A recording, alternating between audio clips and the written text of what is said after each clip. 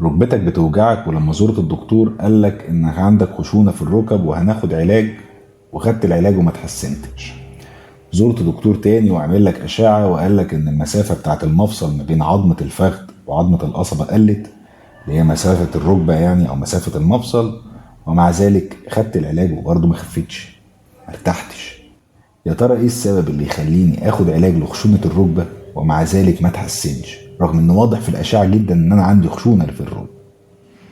للأسف موضوع خشونة الركبة يعني قتل بحثا، ولقينا إن في علاجات مؤثرة وعلاجات مش مؤثرة.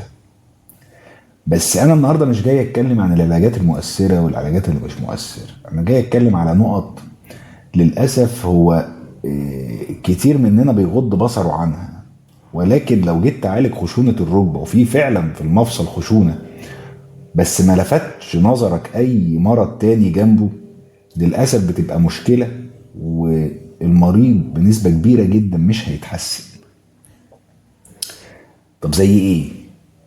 حاجة مثلا زي خمول الغدة، خمول الغدة الدرقية. خمول الغدة الدرقية ده بيعمل تيبس في عضلات الجذع وعضلات الحوض وعضلات الكتف. فلما انت بتعالج الخشونة بتاعت الركبة، العضلة اللي المفروض بتحمي المفصل اللي هي العضلة الرباعية دي فيها تيبس وبيحصل فيها ضعف على المدى الطويل. حتى لو المريض بياخد الهرمون التعويضي، عمر الهرمون التعويضي ما بيقدم نفس الحل بتاع الهرمون الطبيعي بتاع ربنا. فبالتالي العضلة الضعيفة دي ما بتقدرش تحمي المفصل، بيبقى المفصل شايل صاحبه وعنده مشكلته، عنده مرضه اللي هي الخشونة، والخشونة طبعا بيبقى فيها تآكل في الغضاريف.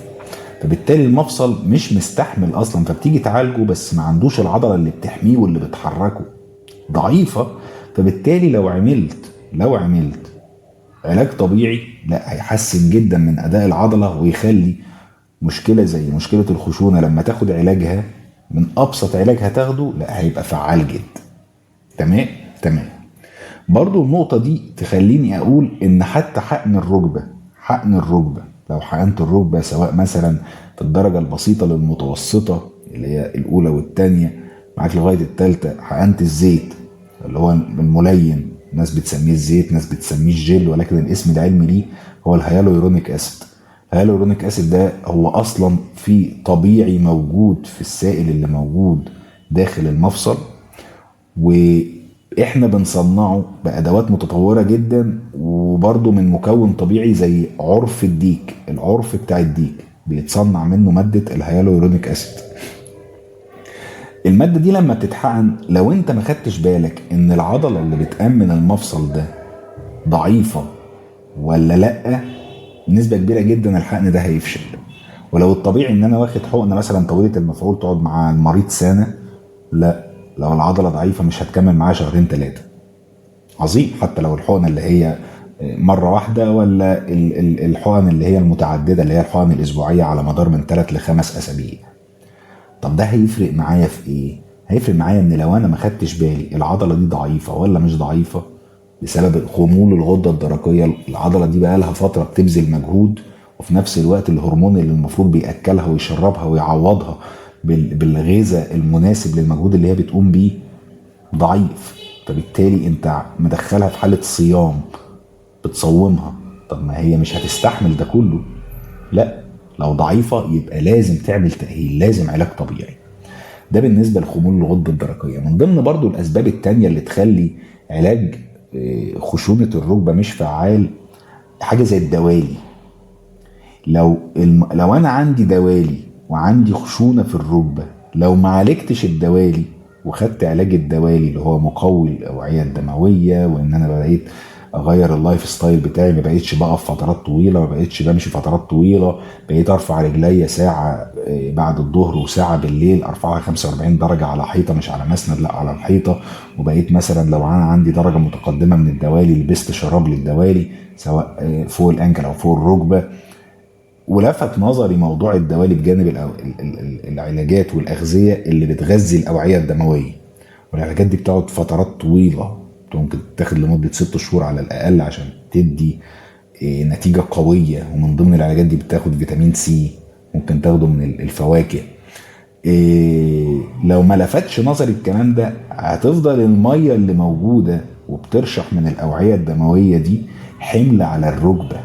بل بالعكس، ده بتوصل لدرجة ان في صمامات في الأوعية الدموية في الأوردة اللي فيها الدوالي دي لما بتوصل فوق الركبة وبتبقى ضعيفة، بتخلي رشح المية ده على الركبة نفسه، تخلي مفصل زي مفصل الركبة مش قادر يفرغ الفضلات بتاعته. فده يخلينا لو احنا عندنا مشكلة زي مشكلة الدوالي بجانب خشونة الركبة، يخليني اعمل ايه؟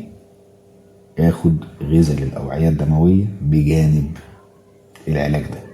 فده يخليني لو في أوعية دموية أو أوردة ضعيفة وعامله لي مشكلة زي الدوالي، حتى لو صمام واحد، والله حتى لو صمام واحد ممكن يبقى عامل رشح على الركبة بنسبة كبيرة ومخلي مفصل الركبة مش قادر يتحرك. ولو المفصل ما قدرش يفضي الفضلات بتاعته في الأوردة، ممكن يحصل تورم داخل المفصل.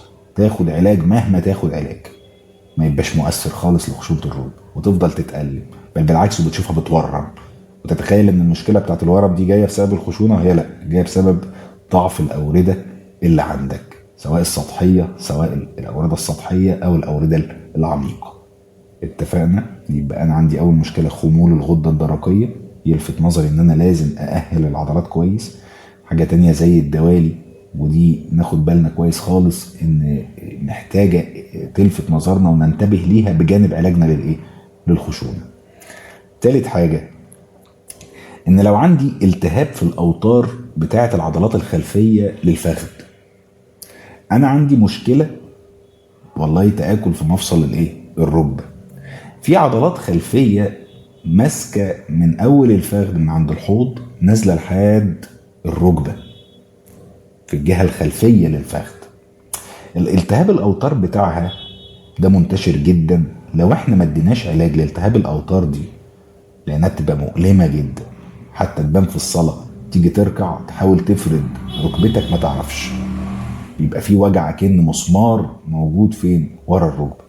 لو ما لفتش نظرك ان الاوتار دي المفروض تتعالج بجانب علاج الركبة، بجانب علاج خشونة الركبة، للأسف برضو مش هتتحسن.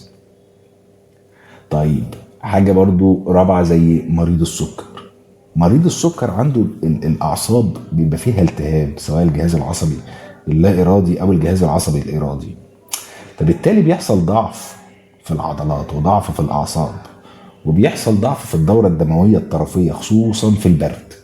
بل بالعكس كمان ان ممكن يحصل التهابات داخل المفصل والمريض انا مش حاسس اصلا، بس مرة واحدة الاقي نفسي مش قادر اتحرك، سواء العضلة ضعيفة، وبيبقى برضه خشونة في الركبة، يعني المفصل برضه بيبقى ايه؟ مضغوط ومجهد. ده برضه يلفت نظري ان انا محتاج ادي غذاء للعضلات وغذاء للاعصاب الطرفية دي اثناء علاجي لخشونة الركبة، طبعا بجانب التحكم في نسبة السكر. طيب ايه تاني؟ طبعا الوزن الزيادة. الوزن الزائد مشكلته مش انه بس في حمل على المفصل، على مفصل الركبة او المفاصل عموما، لا، اكتشفنا ان في مواد كيميائية بيرسلها النسيج الدهني في الجسم لما بيكون المريض وزنه زايد شوية، بيرسل مواد كيميائية تعمل تآكل، هي نفسها بتعمل تآكل وبتستدعي الالتهابات داخل المفاصل.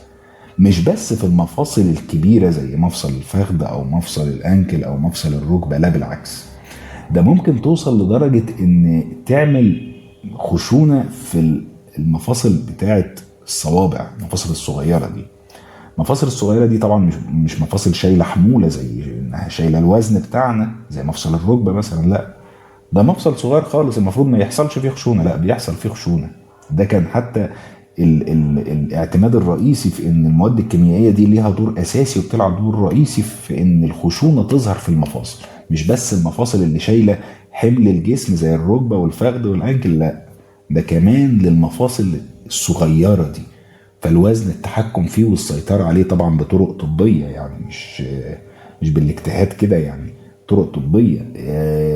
اتابع مع دكتور تغذية علاجية، اشوف نظام غذائي مناسب ليا، لو عندي شوية معادن فيها ديفكت او ناقصة احاول اظبطها. طبعا مريض القلب ومريض الكبد ومريض الرئة ومريض الكلى، المرضى دول لما بيعملوا نظام غذائي بيبقى ليها يعني احتياطات امان معينه دكتور التغذيه هيقول لنا عليها، ويتم طبعا تحت اشراف الطبيب الباطني. فدي حاجات تخليك لو انت بتاخد علاج لخشونه الركبه ما ترتاحش.